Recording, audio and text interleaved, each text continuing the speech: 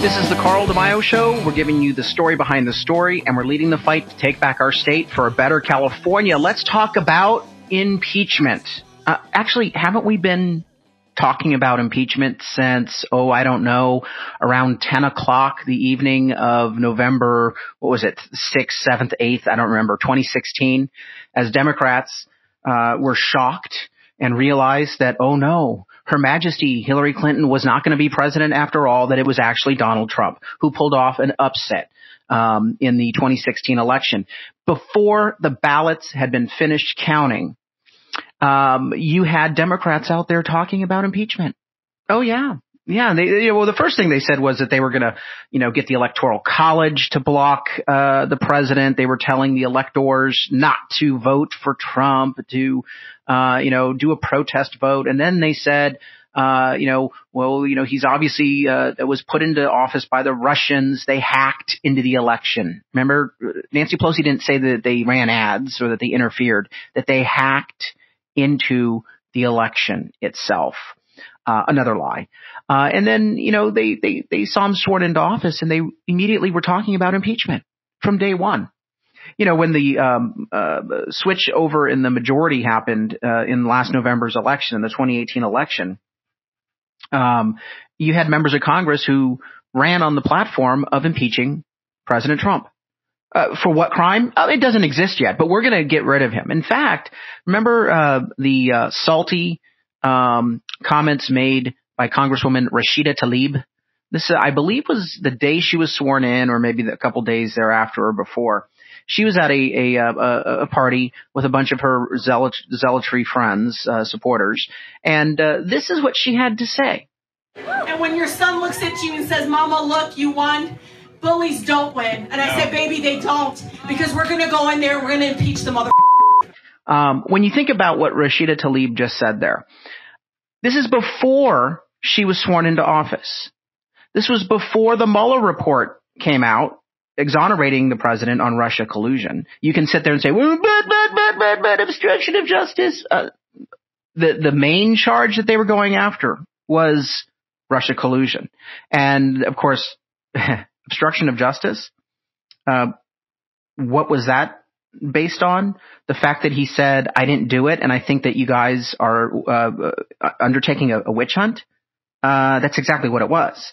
And so the Mueller report came out. There was no evidence in there. There was no impeachable offense in there. The Democrats knew it. The American people shrugged their shoulders and said, well, it looks like the president was exonerated. The polling went against the Democrats. So then they sat back and they said, damn it, we've got to come up with another pretext. We've got to come up with some other trumped up charge, some other thing we can invent.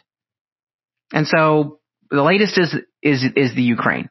Notice how on all of these charges, you've got these Democrats panting in heat, like, oh my God, can't believe it. This guy's terrible. He's broken the law. We got to impeach him. But when, first, the media never asks them, well, hold on a second, what crime occurred?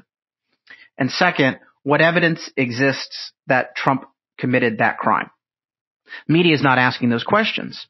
Instead, you get these strident statements from Democrats that they've got the goods on Trump. They've got him. It's only a matter of time. He's going to be coming down. He's going to be let out of the White House in an orange jumpsuit to match his orange hair, and he's going to be in shackles. Okay, they make all these predictions, all these proclamations. Not a single one of them has borne out to be true. And what happens is we keep going from smear to smear, from allegation to allegation. Nothing proves to be true. And so now we are in a situation where the House of Representatives, the Democrats who are in control, have decided to take all of the legislative business before the American people. The debt, the fact that health insurance and health costs are skyrocketing, the fact that we have veterans who are not receiving quality care, the fact that our border is completely porous and we have rampant illegal immigration, all of the issues that the American people would like to see us do something about, the Democrats have said, nope. Those things can wait. We've got to get ourselves an impeachment hearing going. We've got to impeach this guy. And never mind the fact that we already are in the middle of a presidential election where the ultimate deciders should be the American people. I want to talk about two things here. Number one, why I don't see any impeachable offense committed by the president. Number two, I want to talk about what the Republicans need to do, because I don't think the Republicans in Congress are handling this very effectively. No surprise there. Some things never change.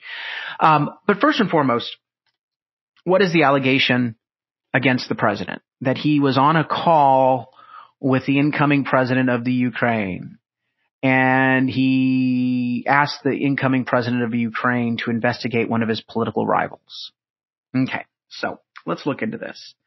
Never mind the fact that Democrats have interfered in campaigns and foreign policy of countries all around the world. I remember a time when Barack Obama actually tried to manipulate the outcome of the Israeli elections because he didn't like Benjamin Netanyahu. Yeah, you don't hear about that in the media.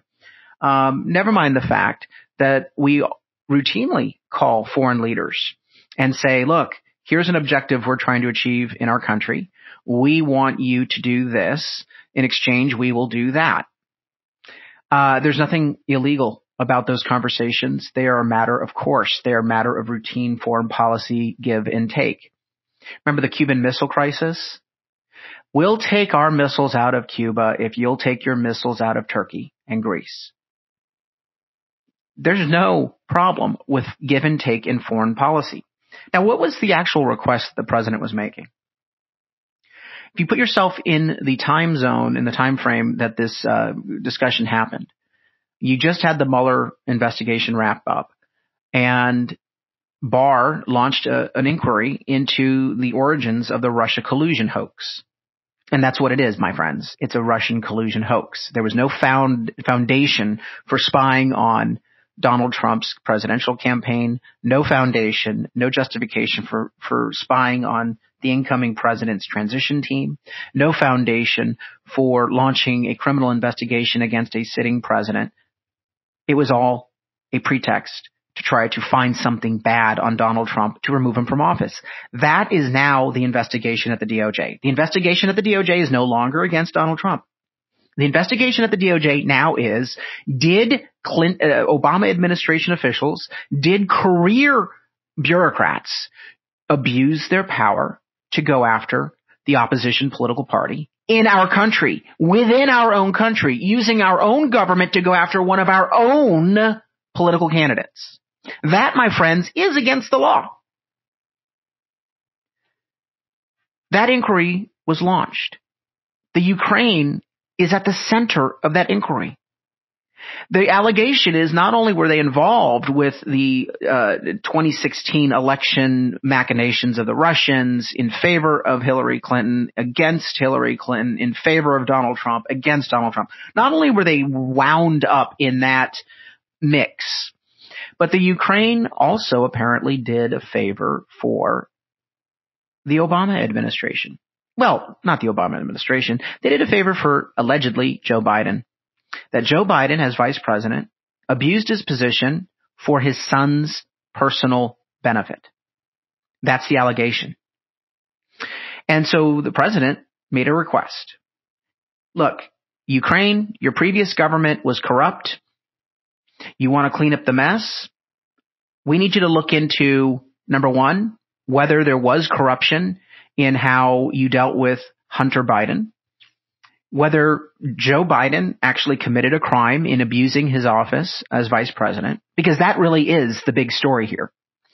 And by the way, we also want to get to the bottom of the origins of the Russia collusion hoax. Can you work with Bill Barr on that as well? Now, he threw in Rudy Giuliani. Giuliani actually is a legal advisor on the outside. There's nothing wrong with people saying, hey, talk to these experts. Work with these experts. They're familiar with what's going on. So you look at this, and what is Trump saying? I want your help. I want you to do your job, and I want you to work with us to get to the bottom of this. Somebody tried to interfere with our election. Somebody advanced concepts inside of our government that I did something wrong and possibly abused their power, abused the FISA court process. And so what I saw from that exchange was nothing that breaks the law. Now you might say, well, he's trying to use Ukraine to go after Biden. Does that mean anyone running for president, anyone running for any political office is therefore shielded from any sort of criminal investigation? Are you kidding me? People are investigated all the time. You look into, I guess if you buy that notion that Trump is trying to get an investigation launched against Joe Biden and that he has political motivation for it and therefore he should be stripped of his office, then I guess we should strip every single Democrat in the House of Representatives. I mean, think about it. It's the same thing, isn't it? They were calling for an investigation against Donald Trump. They kept asking the DOJ to do a special prosecutor. They asked the DOJ to investigate Trump. Are they abusing their power by asking for investigations? Exactly. That's my point. And no one on the Republican side seems to be able to make that point. Trump is asking for an investigation, is asking the Ukrainian government to give facts to the U.S. federal government so that we can figure out if someone broke a law. How is that any different than any Tom, Dick, Juan, or Harry Democrat out there saying we ought to have an investigation into the president. We ought to subpoena records. We ought to have a special prosecutor. We ought to X, Y, and Z. That's what they've been doing for 2 years. Is that not an abuse of power? Of course not. I think frankly, it's a witch hunt, but it's not illegal.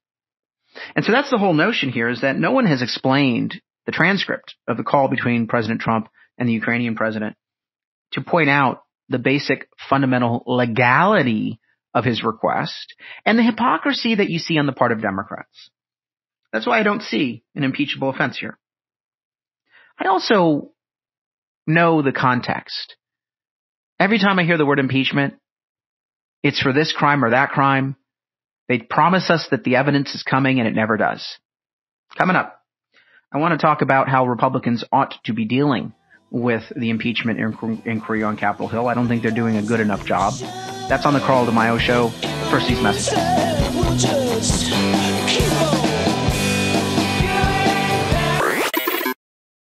Carl DeMaio here. From rating our road improvement funds for bus and bike lanes to gas taxes and congestion taxes, politicians keep making it harder to drive. Traffic will only get worse unless we demand change. Join me, Carl DeMaio, by signing the petition at fixsandiegoroads.org. Carl DeMaio thinks it's time to clean up the mess in Congress and take a new approach to solving problems. That's why Carl DeMaio is proposing the Fix Congress First plan. Make Congress live under the same laws the rest of us do. No special exemptions. Eliminate lavish congressional pensions and other perks. Force Congress to open up its own books and records to public review. Make Congress read the bills first before they vote on them. No budget, no pay. Permanently take away Congress's pay for every day the budget is late. If we want better results from Washington, we need to start by fixing Congress first. That's why it's time to help Carl DeMaio get his Fix Congress First plan enacted. Sign Carl's petition and help fix Congress first.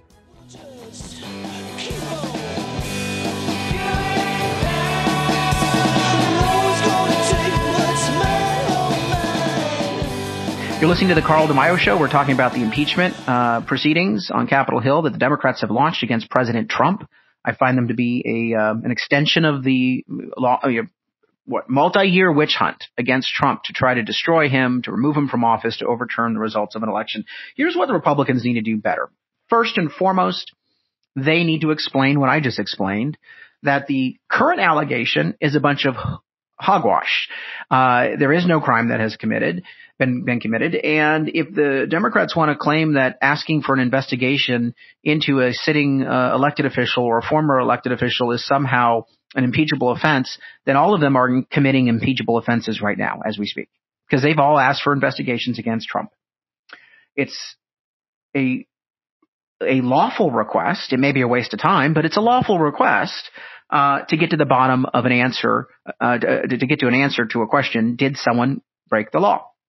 And that leads us to our second part, which is not only do you respond to the allegation that somehow Trump broke the law by proving he hasn't, and that the Democrats are engaging in the same behavior, you pivot and say this impeachment inquiry is nothing but political theater. these Democrats are trying to impeach the president to overturn the results of an election. And play the clip from Rashida Tlaib that I played in segment 1. And play this clip right here of Congressman Schiff, who's leading the investigation, the impeachment investigation, one of the 3 committees in looking into it. Say, here are the people that we're supposed to trust to lead a fair process. Here is Adam Schiff saying that he has evidence, that he's seen evidence, that the evidence exists about Russia collusion. Listen very carefully to what he said 2 years ago. We will be putting together a report that will set out for the country what evidence we have seen to date, what evidence we have seen in terms of the Russian hacking and dumping operation, what evidence we have seen in terms of the Russian social media campaign, their paid media campaign, and, yes, the issue of collusion with the Trump campaign. There is significant evidence, much of it in the public domain, on the issue of collusion.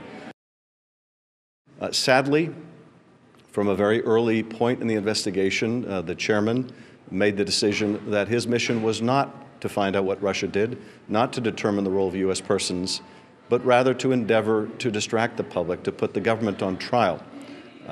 That problem persisted throughout our investigation and has led to its premature conclusion last night. But the work is too important to leave undone. In particular, the American people need to know whether the Russians still have something they can hold over the president's head, the president of the United States.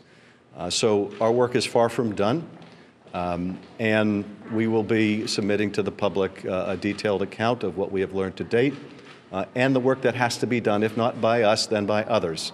All right, there you have it. That's Adam Schiff saying he has the evidence. You're all seeing the evidence of Russia collusion, but guess what? Mueller came out and said, no collusion. No collusion. So Schiff is either dumb or he's a liar, or a combination thereof. I just think he's a garden variety liar. He goes in front of cameras.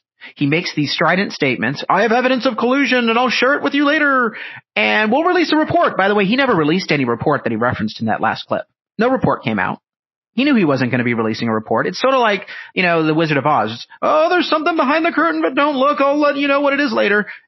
This guy has no credibility because in the past he's made accusations that proved out to be untrue. But he's leading this investigation this time. Oh, and second of all, this is the same guy who thinks that the Russian dossier, which has been proved to be false. This is the one about the golden showers and Donald Trump in Russia, and it was paid for by Hillary Clinton and the DNC, by this guy Steele, a Fusion GPS. Listen to what Adam Schiff said 2 years ago about the quality and reliability of the now widely discredited Russian dossier, Steele dossier. Well, there's been, I think, an effort by some to discredit the firm Fusion GPS or discredit Mr. Steele. And as you say, Mr. Steele has a very good reputation, is reportedly a former British intelligence officer. I can't confirm that, but is reported to be very well regarded. And I think the key thing from an investigative point of view is not trying to impeach the people who produced the report or commissioned the report, but rather find out whether the facts are true in the report. And when you look at just what has become public, some of the public information is very much in line with what is reported in that dossier. Okay, this is a guy who puts his faith in the Steele dossier. We're supposed to trust him? Are you kidding me? And of course, the media is not going to ask him these questions like, Mr. Schiff, you've been wrong so much before. Shouldn't you step aside and let someone else handle this investigation? You clearly are either an idiot or you're a partisan liar, either of which makes you unsuitable to be the lead of this investigation. Republicans ought to be making Schiff the centerpiece. Because take a look at all this great material you have to work with. Oh, of course you could go after a lot of different people. Don't get me wrong. But the American people can't keep up. Personalize it. Make it about Shifty Schiff. He's got a great name, Shifty Schiff. He's got a great name that fits the unethical behavior that he's engaged in. And so Republicans need to personalize it with Adam Schiff, playing these clips, personalize it with Rashida Tlaib, play her clip, and point out, not only is this not a crime, the Democrats aren't looking for a crime, they're looking for a pretense to impeach this guy. Because they don't care about you voting in the election. And that leads me to my third point. This has to be about nationalizing the election, showing that the Democrats are not running on ideas. They're not focusing on the issues that people care about. They got Trump derangement syndrome. They're trying to take out a duly elected president. They don't want the American people to have a choice to take him out or to reelect him in November of 2020. Nope. They're abusing their power, setting aside the important work of the American people. We need to nationalize this election. It not only benefits President Trump and will help him get reelected, but will also help us flip seats, because it shows that this Congress, this Democrat-controlled Congress, has an extreme agenda and is not focusing on the American people's issues, and instead is launching witch hunts. You can dislike President Trump, but you should never allow politicians to abuse the power that they've been given. And if you disagree with what the Democrats have done with the power you've given them to have the House majority, throw them out. Vote for a Republican member of Congress in the next election. Republicans need to really support our president here. There's been a couple examples of them trying to support him. What was that? 25 members of Congress stormed the Intelligence Committee hearing. That was a good one. It made the point that, things are happening in secret. Fine. Thank you. But there has to be a far more aggressive, far more comprehensive effort to defend the president on impeachment and turn the tables on Democrats on Capitol Hill. But of course, leave it to congressional Republicans to snatch defeat from the jaws of victory. All right, we'll pick it up next time. Hope you're enjoying the podcast. Spread the word. We still need to save the 50th congressional district by winning this seat. The only way we're going to do that is with your help. Send emails to your friends with my website, carldemaio.com. Urge them to contribute whatever they can. If you like the podcast, get them to subscribe on their favorite podcast platform, or just go to forabettercalifornia.org. We'll pick it up next time.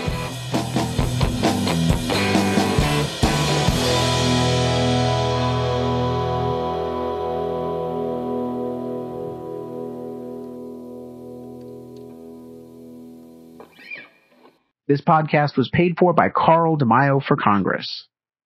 I'm Carl DeMaio, and I proved this message.